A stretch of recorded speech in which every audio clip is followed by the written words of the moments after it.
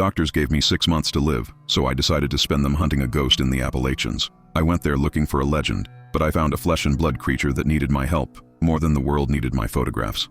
I held the undeniable proof of Bigfoot's existence in my hands, and then I burned it. This is the story of why I chose to destroy my legacy to save a life. Before we begin, let me know in the comments where you're watching from today, and if you enjoy true stories about the unexplained, please hit that subscribe button. The fluorescent lights of the oncologist's office in March of 1983 hummed with a sound that felt like a drill boring into my skull. The doctor, a young man who couldn't look me in the eye, told me I had stage 4 lung cancer. He used words like aggressive, inoperable, and palliative care, but the only words that stuck were 6 months. I was 45 years old at the peak of my career, and my body had decided to foreclose on the mortgage early. I walked out of that office into the gray drizzle of a DC afternoon, lighting a cigarette out of pure spite, and realized that my timeline had just shrunk from decades to days. I had spent the last 20 years of my life lying in mud, hanging out of helicopters, and freezing in blinds to photograph the world's most elusive creatures.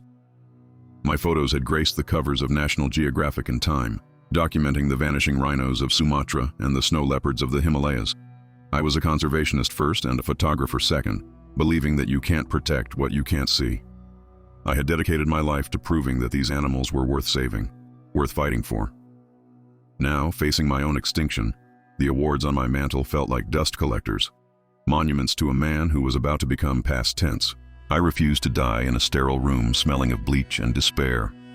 I refused to let my final memories be of IV drips and pitying looks from nurses.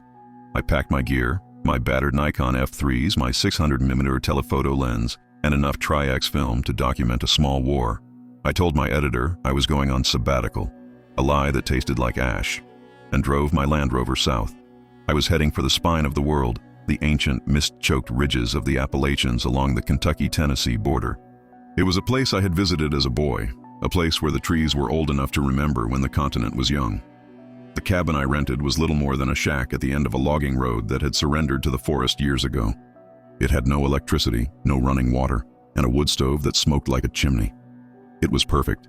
The isolation was absolute. Up here, the only clock was the sun, and the only judgment came from the wind. I set up my darkroom in the root cellar, blocking out the light with heavy tarps, creating a sanctuary where I could conjure images from chemicals and patients. This was where I would make my last stand, surrounded by the smell of developer and damp earth. My body was already betraying me.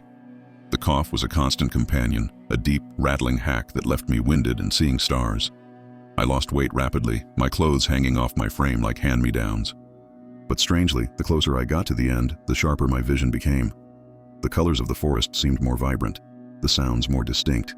It was as if my brain was trying to soak up every last drop of sensory input before the lights went out. I woke up every morning before dawn, driven by a manic energy that defied my diagnosis. The Appalachians in 1983 were still a wild, untamed frontier in many ways. The hollows were deep and shadowed, filled with rhododendron hells and limestone caves that hadn't seen a human footprint in a century. It was a landscape of secrets, a place where things could hide in plain sight. I spent my days hiking the ridges, stopping every few hundred yards to catch my breath, scanning the tree line with my binoculars. I wasn't just taking landscape photos, I was hunting. I was looking for patterns in the chaos, looking for the telltale signs of life that others missed. I had spent my career documenting species on the brink of extinction, giving a voice to the voiceless. I had looked into the eyes of the last Javan tiger and felt the weight of that loss. Now, I was the endangered species. There was a poetic irony to it that wasn't lost on me. I was a ghost walking through the woods, a man with an expiration date trying to capture the permanence of nature. The mountains didn't care about my cancer. They didn't care about my accolades. They simply existed, vast and indifferent. And in that indifference, I found a strange kind of comfort. My daughter, Sarah, had begged me to stay in the city, to try experimental treatments, to fight. Leaving her was the hardest thing I had ever done. But I knew that if I stayed, she would watch me wither away into a husk. I wanted her to remember me as the man who went into the wild, not the invalid in the hospital bed. I wrote her letters that I didn't send, trying to explain that this wasn't suicide. It was a pilgrimage. I needed to be here. I needed to be part of the cycle of life and death, not removed from it. The nights were the hardest. The silence was heavy, broken only by the crackle of the fire and the wheeze of my own lungs. I would sit by the stove, cleaning my lenses, thinking about legacy. What does a photographer leave behind? Just silver halides on paper. I wanted my life to mean more than a stack of magazines in a dentist's waiting room. I wanted to leave a mark, a final testament to the wonder of the world. I had one project left in me, one final assignment that I had assigned myself. I didn't come to these mountains just to die quietly. I came here because I believed in a rumor that the scientific community laughed at. I came here because I knew that the ultimate conservation story wasn't in Africa or the Amazon. It was right here in the American backyard. I was looking for the ghost of the Appalachians, the impossible creature that defied classification. I was looking for Bigfoot, and I wasn't going to let a little thing like dying stop me from finding him. Most of my colleagues in the scientific community considered the subject of the Sasquatch to be a joke, a campfire story for drunks and children.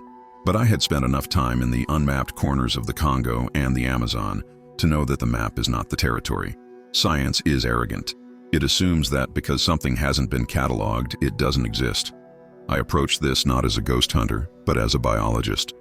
If a North American primate existed, it was an apex species, highly intelligent and likely critically endangered.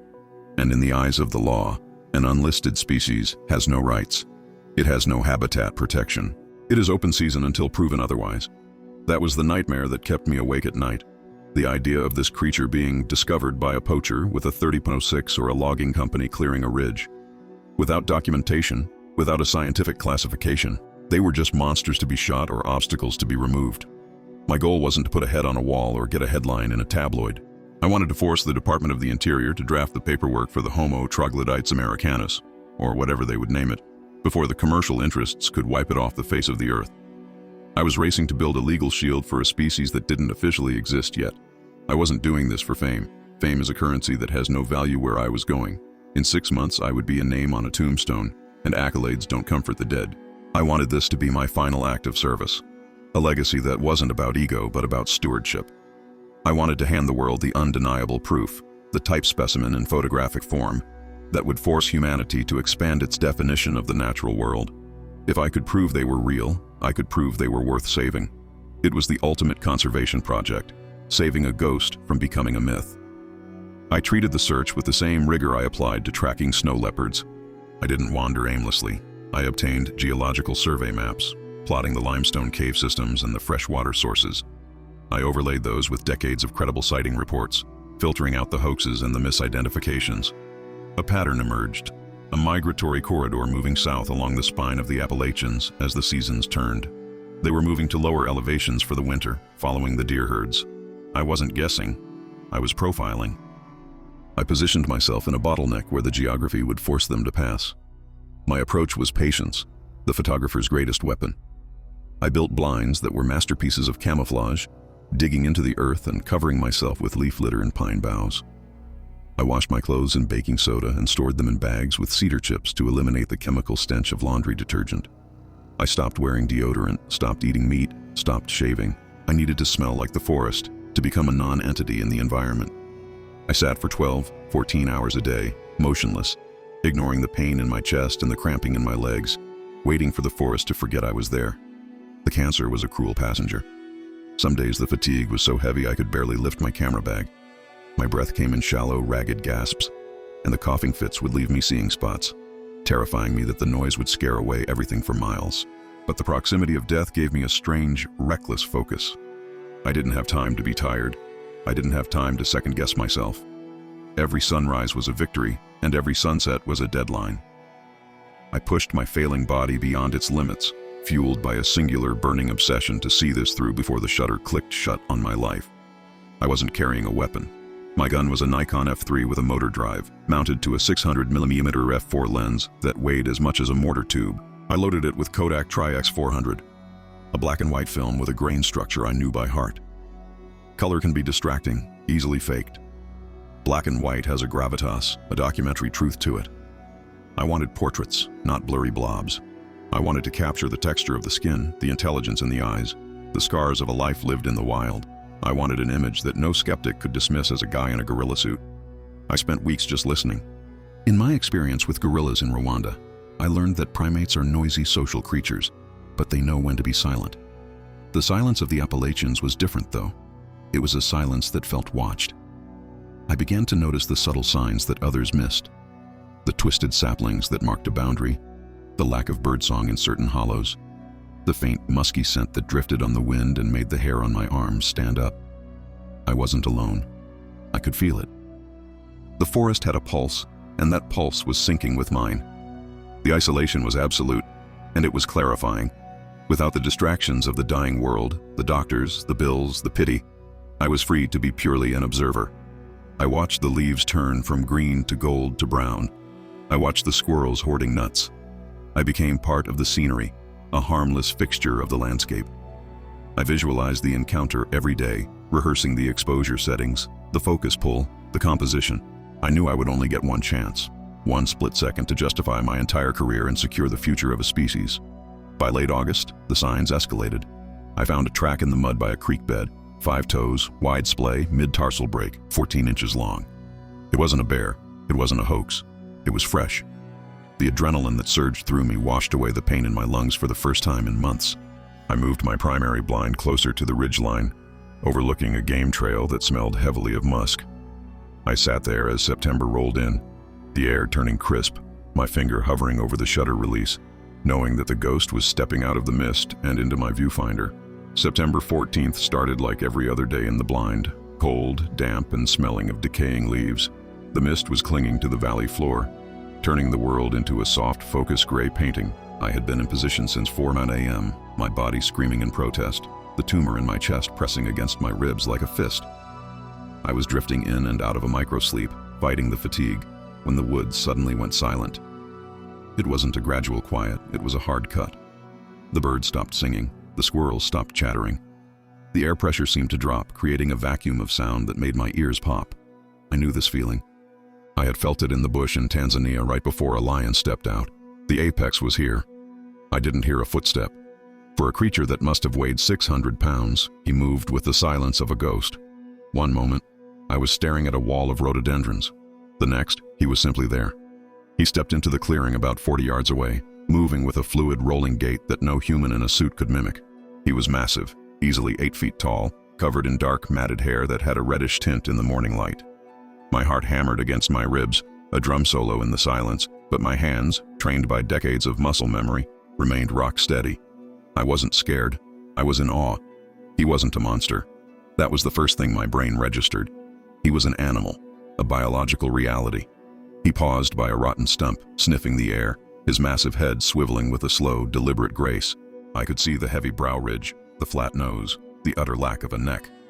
He reached down with a hand the size of a catcher's mitt and ripped the stump out of the ground as easily as I would pull a weed, looking for grubs underneath. It was a mundane act of foraging, but the display of casual power was terrifying. This was the type specimen. This was the ghost I had come to catch. I raised the Nikon, the heavy lens resting on the sandbag I had placed on the blind's ledge. I focused on his eyes. They were deep-set and dark, hooded but undeniably intelligent. I held my breath, pushing the pain in my lungs into a corner of my mind, and squeezed the shutter. Click, whir, click, whir. The motor drive advanced the film at 4 frames per second. The sound was dampened by the blimp housing I used, but in that silence it sounded like a machine gun. He froze. He didn't panic, he just stopped, a statue of muscle and hair, his head tilting toward my position. I kept shooting. I didn't let off the trigger. I captured the texture of his fur, the dirt under his fingernails, the steam rising from his breath. He looked right down the barrel of my lens, and for a split second, we made contact. It wasn't the look of a prey animal, it was the look of an equal. There was curiosity there, and caution, but no aggression. He was assessing me. I was capturing the soul of a myth on silver halide crystals, burning the image into history. I knew as the frame counter ticked down that I had just taken the most important photograph of the 20th century. Then, just as quickly as he had appeared, he turned and melted back into the tree line. He didn't run, he just stepped into the shadows and dissolved, his camouflage perfect. The encounter lasted maybe 45 seconds. I slumped back against the dirt wall of the blind, gasping for air, the adrenaline dump leaving me shaking so hard I nearly dropped the camera. I checked the film counter, 36 exposures. I had 36 frames of the impossible. I sat there for an hour, afraid to move, afraid to break the spell, clutching the camera to my chest like a holy relic. The hike back to the cabin was a blur. I didn't feel the incline. I didn't feel the cancer. I was powered by a euphoria that felt like a drug. I locked the cabin door, covered the windows with the heavy blackout tarps I had prepared, and set up the chemical baths. My hands were trembling as I cracked the film canister in the absolute darkness. This was the moment of truth. If I had messed up the exposure, if the focus was soft, if the developer was too warm, I forced myself to breathe, relying on the ritual of the darkroom to ground me. Develop, stop, fix, wash. When I finally turned on the red safety light and held the negative strip up to the loop, I wept. I'm not ashamed to say it. The images were razor sharp. There was no blur. You could count the wrinkles on his nose. You could see the individual hairs on his shoulder. It was undeniable. It was National Geographic cover material. It was the Pulitzer. It was the vindication of every crazy person who had ever seen something in the woods and been laughed at. I had done it. I had proven that we are not the only hominids on this continent. I made a contact sheet, then selected the best frame, a portrait of him looking directly at the camera, and put it in the enlarger. As the image slowly appeared on the paper in the developer tray, appearing like magic from the white void, the magnitude of what I held hit me. This piece of paper would change laws. It would rewrite textbooks. It would protect this valley forever. I was looking at my legacy, the final punctuation mark on a life cut short. I had won. I had beaten the clock. I pulled the wet print out of the bath and held it under the magnifying lamp to inspect the details, marveling at the clarity. I traced the line of his jaw, the heavy trapezius muscles, but as I scanned down to his torso, my fingers stopped. In the adrenaline of the moment, looking through the viewfinder, I had missed it. But here, in the stark contrast of black and white, it was impossible to ignore. On his left flank, just below the ribs, the fur was matted and dark, slicked down in a way that wasn't natural. And in the center of that dark patch was a small, ragged hole that looked sickeningly familiar. I stared at the print under the magnifying lamp until my eyes burned. The dark, wet patch on his flank wasn't a trick of the shadow or a natural defect. It was a crater, the entry wound of a high-caliber round, likely a .308 or a .30-06. The surrounding fur was matted with dried blood, and the way he held his posture, leaning slightly to the right, favoring that side, confirmed it. He wasn't just wandering the woods, he was limping away from a hit. Someone had taken a shot at him. Someone had looked at this magnificent, impossible being and pulled the trigger. The realization made the bile rise in my throat. I had spent months worrying about future threats, about logging contracts and habitat loss, but the threat was already here. Poachers, or maybe just a terrified deer hunter who saw something huge moving in the brush and fired out of panic. It didn't matter who. It mattered that the creature was walking around with lead in his gut. Based on the necrosis I could see even in the black and white grain, the wound was infected. He wasn't just injured, he was slowly dying of sepsis. I grabbed my medical kit, a trauma bag I carried for my own emergencies, and headed back out. I wasn't hunting a photograph anymore. I was tracking a casualty. I went back to the clearing where I had seen him and found the blood trail I had missed in my euphoria. It was sporadic, dark drops on the leaf litter, leading away from the game trail and up into the steep rocky crags where no sane human would hike. I followed it for hours, my own lungs burning, coughing into my sleeve to stifle the noise, driven by a guilt I couldn't explain. I found him 2 miles up, holed up in a shallow depression under a fallen hemlock. He wasn't the majestic giant from my photo anymore. He was curled in a fetal position, shivering violently, his massive chest heaving with shallow, ragged breaths. The smell of infection was heavy in the air, a sweet, rotting copper scent that masked the natural musk of the woods. He looked small, vulnerable, stripped of his mythic status. He was just an animal in pain, hiding in the dark, waiting for the end. I watched him from 50 yards away through my binoculars. He was feverish, his eyes glassy and unfocused. He picked feebly at the wound, which was oozing pus, trying to clean it with dirty fingers, which was only making it worse. If he stayed here, in this condition, he wouldn't last a week. The coyotes would smell the weakness. The infection would go systemic. The greatest discovery in the history of zoology was going to rot into the earth before anyone knew he existed. The dilemma hit me with the force of a physical blow. I had the photos. I had the proof. If I hiked out now, drove to D.C., and slapped those prints on the desk of the Secretary of the Interior, I would win. The area would be locked down. Scientists would flood the valley. National Guard helicopters would be in the air within 24 hours. I would be immortalized. I would be the man who found Sasquatch. It was everything I had worked for, everything I wanted to leave behind for Sarah. But then I looked at the reality of the situation. If the world descended on this valley tomorrow, with their choppers and their tranquilizer guns and their media circus, the stress alone would kill him. He was too weak to run, too weak to hide. They would corner him. They would tag him, poke him, maybe cage him for his own good. Or worse, the poachers who shot him would realize what they had hit and come back to finish the job before the feds arrived. Publishing the photos now wasn't protection. It was a death sentence. I was holding a grenade in my hand. The photographs were the pin. If I pulled it, I got the explosion of fame I wanted, but the shrapnel would shred the very thing I claimed to love. I had to choose between the species and the individual. I could save the idea of Bigfoot by proving they existed, or I could try to save this Bigfoot, right here, right now. I couldn't do both. The moment the world knew, his chance of recovery was zero. He needed silence. He needed time. He needed a ghost's anonymity. I sat on a mossy rock, the contact sheet trembling in my hand. My own death was staring me in the face. 3 months, maybe 4. I wanted my name to mean something. I wanted the obituary to say, Marcus Webb, Discoverer. But looking at that suffering creature, I realized that true conservation isn't about the accolades. It's about the animal.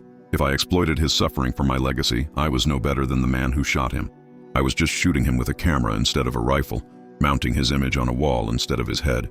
I looked at the creature, then down at the negatives in my pocket. The only proof, the only evidence.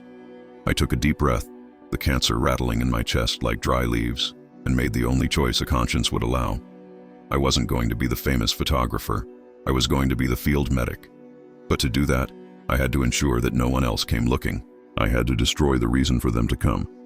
I held the strip of negatives up to the fading light of the window. Those translucent frames were my ticket to immortality. They were the validation of my life's work, the inheritance for my daughter, the answer to a mystery that had plagued humanity for centuries. But looking at the dark inverted shapes, all I saw were crosshairs. Each image was a beacon that would summon the worst of humanity to this quiet valley. The trophy hunters, the circus ringmasters, the dissection-happy biologists. The negatives weren't a shield for the species. They were a hunting map for the individual. I played the scenario out in my head with the grim precision of a tactician. I released the photos. The press descends within 48 hours. The valley is gridlocked with vans and satellite trucks. The creature, already feverish and slow, is flushed out by dogs or the rotor wash of news helicopters. He dies in panic, attempting to flee on a shattered leg. Or worse, he ends up in a cage at a research facility. My discovery would become his obituary. I couldn't be the architect of his destruction just to put a brass plaque on my own grave. I walked back to the iron wood stove, my movements mechanical and heavy. I stoked the fire, feeding it kindling until the flames roared with a hungry heat. I took the prints, the beautiful, high-contrast 8x10s drying on the line, and gathered them into a neat stack. It felt like burning money, like burning history. My hands shook, not from the palsy of my illness, but from the sheer magnitude of the vandalism I was about to commit against science. I was about to erase the most significant zoological find of the modern era to save one life. I fed the prints into the maw of the stove one by one. I watched the image of the creature's face bubble and blister, the emulsion melting, the intelligent eyes turning black and curling into ash. It was a private cremation of my ego. With every photo that turned to smoke, I felt a strange mixture of agony and relief. The evidence was disappearing, returning to the carbon cycle, just like I would soon. I was choosing silence. I was choosing to be the keeper of a secret rather than the teller of a tale, ensuring that the mystery remained a mystery. The negatives were harder. They were the master key. As long as they existed, the temptation would be there. I could hide them, leave them in a safety deposit box for 50 years. But no, secrets have a way of leaking, and greedy heirs have a way of finding them. I took the heavy shears from my desk. Snip. I cut the strip into confetti. Snip. I cut through the creature's wound. Snip. I cut through his eyes. Then I swept the plastic shards into a metal bucket and set a match to them, watching the celluloid flare and stink of burning chemical dreams. When the fire died down, there was nothing left but gray ash and the smell of acrid smoke. The cabin felt emptier. I was no longer Marcus Webb, the man who discovered Bigfoot. I was just Marcus Webb, a dying man in the woods with a delusional story that no one would ever believe. I had voluntarily joined the ranks of the crazies, the roadside witnesses with nothing but tall tales and credibility deficits. I had stripped myself of my legacy to buy that creature a chance at life. The silence in the room was deafening, but my conscience was finally quiet. But destroying the photos didn't fix the bullet hole. The secret was safe, but the subject was still rotting under a hemlock tree 2 miles away. The moral victory of burning the film would be meaningless if he died of sepsis next week. I had removed the threat of the world. but the threat of the bacteria remained. I wasn't a photographer anymore. I had fired myself from that job the moment I lit the match. Now, I was something else. I grabbed my medical bag, checking the supply of antibiotics and antiseptic. I loaded my pack with everything I had: sterile gauze, betadine, broad-spectrum antibiotics I had bullied my own doctor into prescribing for travel, and basic surgical tools. The weight of the pack pulled on my shoulders, making my chest ache with a sharp, biting pain. I was running on fumes, my own battery flashing red. Every step up that mountain was going to cost me, withdrawing time from the bank account of days I had left. But I had committed. I had burned the bridge. The only way forward was up the mountain, back into the pain. I hiked back to the depression where he was hiding. He was still there, weaker now, his breathing shallow and fast. He watched me approach, his eyes tracking me with a dull lethargy. He didn't growl. He was past the point of aggression. I stopped 10 feet away, holding up my hands, then placed the medical supplies on a flat rock. I wasn't sure if he would let me touch him, or if he would use his last ounce of strength to snap my neck. I was entering the kill zone of a wounded apex predator with nothing but good intentions and a bottle of iodine. I looked at the festering wound and knew this wasn't a one-time fix. This would take days, maybe weeks of daily cleaning and monitoring. I calculated the time in my head. Weeks I was supposed to spend wrapping up my affairs. Weeks I was supposed to spend with Sarah. I touched the letter in my pocket, the one from my daughter begging me to come home for hospice. I was trading my final goodbyes with my only child for the chance to save a wild animal that couldn't even thank me. It was a terrible trade, but as I uncapped the betadine, I knew I had already made it. The first time I touched him, I thought he might rip my arm off. He was drifting in a fever dream, thrashing slightly against the damp earth. I moved in during a lull, the smell of gangrene thick enough to taste. When the cold betadine hit the raw meat of his flank, his whole body seized, muscles bunching like steel cables under the fur.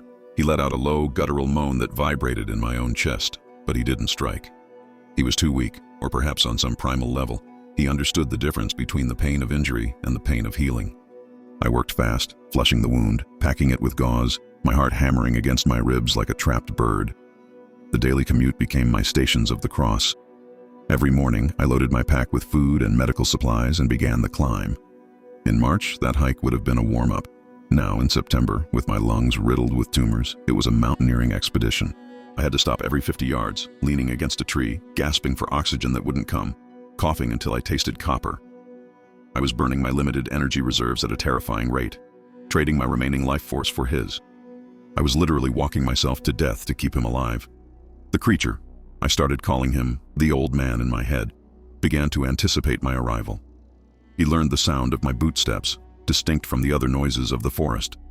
When I crested the ridge, he would turn his massive head, his dark eyes tracking me with a mixture of wariness and need. He allowed the treatment now with a stoic resignation.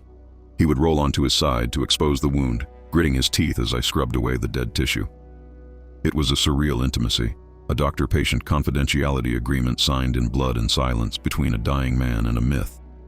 But the hardest part wasn't the climb or the fear. It was the guilt. Once a week, I drove the Land Rover down the mountain to the nearest payphone outside a general store in the valley. I would stand in the booth, shivering in the autumn wind, and call Sarah. Her voice was the anchor to the life I had abandoned. She begged me to come home. "We have a room ready, Dad," she'd cry. "The hospice nurses are set up. You shouldn't be alone out there." Every sob was a dagger. She wanted closure. She wanted to hold my hand while I faded. She deserved that. I lied to her. It was the only way. I told her I was wrapping up the project, that I needed just one more week. I told her the fresh air was helping, that I felt strong. Standing there, gripping the receiver, I felt like a monster. I was denying my only child her right to grieve with me, her right to say goodbye, all for a creature that couldn't even speak my name. I was choosing a stranger over my own flesh and blood. The moral weight of it sat heavier on my shoulders than the rucksack ever did. Yet, I couldn't leave. The logic of triage was brutal but clear. Sarah would survive my death. She was strong, she had a husband, she had a life ahead of her. The old man would not survive my absence. He was a calorie engine that had run dry. He couldn't hunt on 3 legs. If I missed a day of food delivery or wound cleaning, the infection would roar back, or starvation would finish what the bullet started. I was his external immune system. Walking away to die in a warm bed meant sentencing him to die in the cold mud. I became a mule for calories. I raided the local store for peanut butter, cured ham, apples. anything dense with energy. I watched him eat with a voracious, trembling intensity, seeing the life slowly creep back into his limbs. I was feeding a fire that had almost gone out. Watching him chew, watching the glaze leave his eyes, gave me a rush of purpose that the morphine back in DC never could. I was buying him time. I was knitting a species back together, one cell at a time. It was the only thing that made the betrayal of my daughter feel bearable. My own decline accelerated in direct proportion to his recovery. The coughing fits were becoming violent, leaving me curled up on the forest floor, spitting pink foam into the leaves. My clothes hung off me like I was a scarecrow. I looked in the rearview mirror of the Rover and saw a skull staring back. I knew I was shortening my prognosis. The doctor said 6 months. The mountain was taking it down to weeks. I was spending my capital recklessly, bankrupting my future for the present moment. I tried to write Sarah a letter explaining it, trying to find the words to justify why I wasn't there. I found something beautiful, honey. I found something that needed me more. But the words looked hollow on paper. How do you explain to a grieving daughter that you traded your final days with her for a Bigfoot? I tore the letters up. She would have to hate me for my absence. It was the final price of the ticket I had bought. I accepted the villain role in her story, so I could be the savior in his. One afternoon, after a particularly bad coughing fit that left me dizzy and gray-faced, I looked up to see the old man watching me. He wasn't looking at the food. He was looking at my chest. He tilted his head, his nostrils flaring as he scented the air. The smell of sickness, of metallic blood, of decay. He had been the patient for weeks, absorbing my care, but as he got stronger and I got weaker, the dynamic in the clearing began to shift. He knew. He recognized the smell of a creature that was circling the drain, and for the first time I saw a flicker of concern that mirrored my own. The inevitable collapse happened on a Tuesday. I was halfway up the ridge, my pack feeling like it was filled with lead bullion, when my legs simply folded. I hit the ground hard, gasping for air that felt like broken glass in my lungs, the world spinning in gray eddies around me. I couldn't get up. I lay there in the dirt, watching the canopy spin, accepting that this was the spot where they would find my bones. Then a shadow fell over me. The old man had come down from his den. He didn't look at me with hunger. He looked at me with recognition. He saw a fellow creature that had lost the ability to stand. He was healing. The limp was still there, but the angry red heat of the infection had faded to a dull pink scar. As I withered, he flourished, absorbing the calories I had trafficked up the mountain. He crouched beside me, his massive presence blocking the wind.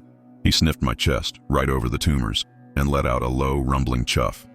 It wasn't a sound of pity. It was a diagnostic. In the wild, weakness has a scent, a chemical signal of breakdown. He knew I was dying just as surely as he knew winter was coming. The dynamic had officially inverted. I couldn't make the hike back to the cabin. I didn't have the strength. So I stayed. I crawled into the shelter of the hemlock roots beside him, crossing the final boundary between observer and participant. I was no longer the zookeeper. I was a member of the troop. That night, the fever took me. I shook so hard my teeth rattled, drifting in and out of delirium. I remember waking up to a crushing weight and an immense heat. He had curled his body around mine, using his massive bulk as a living radiator. He was brooding me like an infant, his slow, powerful heartbeat thumping against my back, keeping the hypothermia at bay. The next morning, he disappeared into the brush and returned with a mouthful of leaves, some kind of wild ginger or ginseng. He chewed them into a pulp and nudged my hand, grunting softly. It was a crude poultice, or maybe an offering of food. I took the green mash and put it in my mouth. It was bitter and astringent, but it numbed the raw fire in my throat. He was sharing his pharmacy with me, offering the ancient, instinctive medicine of the forest to the hairless ape that had cleaned his wound. In my lucid moments, I realized I had one job left. I couldn't protect him physically anymore, so I had to protect him intellectually. I used our time together to teach him fear.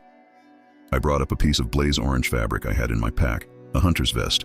I waved it at him, then shouted, banged a rock against a pot, made aggressive noises. I threw the vest at him, making him recoil. I needed him to associate that color and the smell of manufactured fabric with danger. I needed to undo the trust I had built, to make sure he understood that I was the exception, not the rule. He brought me food. He stopped waiting for the peanut butter and started hunting again. He dropped a squirrel at my feet, its neck snapped clean. He watched me, waiting for me to eat.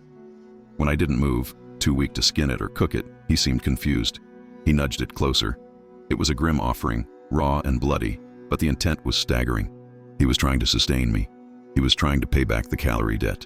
He stripped the meat for me, offering me the best parts, acting out a primal duty of care that shamed every human interaction I had left in the city.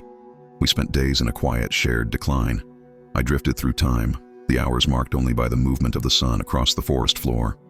He sat guard, his eyes scanning the tree line, his ears twitching at every snapping twig. He was protecting the invalid. Whenever I coughed a violent spasm that left me spitting blood, he would place a heavy hand on my chest, the vibration of his purr seemingly trying to break up the congestion. It was a hospice ward with a dirt floor, attended by a nurse who weighed 600 pounds and didn't speak a word of English. The irony wasn't lost on me. I had come here to save a monster, and now the monster was the only thing standing between me and the void. I thought about Sarah, about the clean white sheets of the hospital bed I had refused. I wondered if she would understand this, the dignity of dying in the mud, cared for by a being that humanity deemed a myth. There was no pity here. There were no false platitudes. There was just the brutal, honest reality of survival and the unexpected grace of companionship at the end of the line. He seemed to understand that I wasn't going to get better. He stopped trying to force me to eat and started simply sitting with me. He groomed my hair with clumsy, gentle fingers, removing twigs and leaves, a social bonding behavior that bridged millions of years of evolution. We were two dying kings, him the king of the woods, wounded and aging, me the king of fools, self-exiled and broken. We sat in the silence of the Appalachians, watching the leaves fall, waiting for the wind to change one last time. I knew I wouldn't leave the mountain. The rover was parked 3 miles away, a relic of a life I had already shed. My camera was in the dirt, the lens cap on, its job done. I looked at the old man, his wound now a jagged scar, his strength returning even as mine evaporated. I had bought him a future. He would live, he would heal, he would vanish back into the mist. And as the sun began to dip below the ridge, casting long shadows over our shelter, I realized that my legacy wasn't in the photos I burned, but in the breath moving through his lungs. The end didn't arrive with a grand symphonic crash, but with the quiet settling of the October frost. I woke up, if you could call the shallow drifting consciousness waking, to find the air biting cold and the sun slanting low through the hemlocks. The old man was standing over me. He wasn't crouching anymore. He was standing at his full, terrifying height, his breath plumbing in the morning air like steam from a locomotive. The limp was gone. His stance was balanced, powerful, and ready. He had absorbed the last of my vitality and converted it back into his own raw strength. He was fixed. He looked down at me, his dark eyes unreadable but intense. He knew. Animals always know when a thing is finished. He didn't offer me food this time. He didn't try to groom me. He understood that the biological machine of my body had suffered a catastrophic failure and that no amount of ginger root or squirrel meat could restart the engine. He reached down, his massive hand hovering over my face for a moment, shielding me from the sun. It felt like a benediction, a final absolution from the wild god of the mountain. Then he turned. He didn't look back. He stepped over the log we had used as a windbreak and moved toward the dense rhododendrons. I watched him go, my vision blurring at the edges. He moved with that impossible fluid silence, a shadow detaching itself from the earth. I saw the flash of the scar on his flank, a silver line of matted fur, my signature, the only autograph I would ever leave on the world. He vanished into the mist, returning to the myth he was born into, taking the secret of his existence with him. I was alone, but the crushing loneliness I had feared in DC didn't come. Instead, a profound silence settled over the clearing. It was the silence of a job completed. I looked at the fire pit, now cold, where the ashes of the negatives lay mixed with the dirt. I thought about the National Geographic cover that would never exist. I thought about the headlines that would never be written. And I smiled, a dry cracking sensation on my lips. The greatest photograph ever taken wasn't on a piece of paper. It was walking through the woods 3 miles away, alive and breathing because I had the strength to let it go. My thoughts drifted to Sarah. I hoped that one day when the anger faded, she might find my journals in the cabin. She wouldn't find the photos, but she would find the words. I hoped she would understand that I didn't abandon her for nothing. I abandoned her to save a universe of one. I had traded the comfort of her hand for the rough fur of a beast, but in doing so, I had preserved a wonder that made the world worthy of her children. I accepted that I would be the villain in her memory so I could be the ghost guardian of his future. The pain in my chest began to recede, replaced by a numbness that crept up my extremities. The cold was no longer an enemy. It was a narcotic. I lay back against the moss, staring up at the canopy. The leaves were turning gold and crimson, a ceiling of fire against the blue sky. I had spent my life looking through a viewfinder, framing the world, trying to capture it. Now the frame was gone. There was no separation between me and the subject. I was just another falling leaf, another bit of carbon returning to the soil to feed the roots. I wondered if he would remember me. Probably not in the way humans remember, with names and dates. But perhaps years from now, when he smelled tobacco smoke or saw a flash of blaze orange, he would feel a phantom twinge in his flank and turn away from the danger. That was my true legacy. Not a statue in a park, but a survival instinct implanted in an endangered species. I had taught him to fear us, and in doing so, I had given him the best armor against the encroaching world. The wind picked up, rustling the dry leaves, sounding like applause from a distant room. I closed my eyes. The camera was lying in the dirt next to my hand, the lens cap on. It was fitting. The shutter was closed. The exhibition was over. I had seen the thing that couldn't be seen. I had touched the thing that couldn't be touched. I had held the proof in my hands and burned it to keep it holy. I was the keeper of the secret, and the secret was safe. A hawk screeched somewhere high above, a piercing cry that echoed off the valley walls. It sounded like freedom. My breath hitched, a final rattle in the cage of my ribs, and then the shutter clicked one last time. Darkness didn't fall. The light just changed. The woods accepted me, folding me into the humus and the history of the Appalachians. Just another secret buried in the deep, quiet hollows where the giants still walk.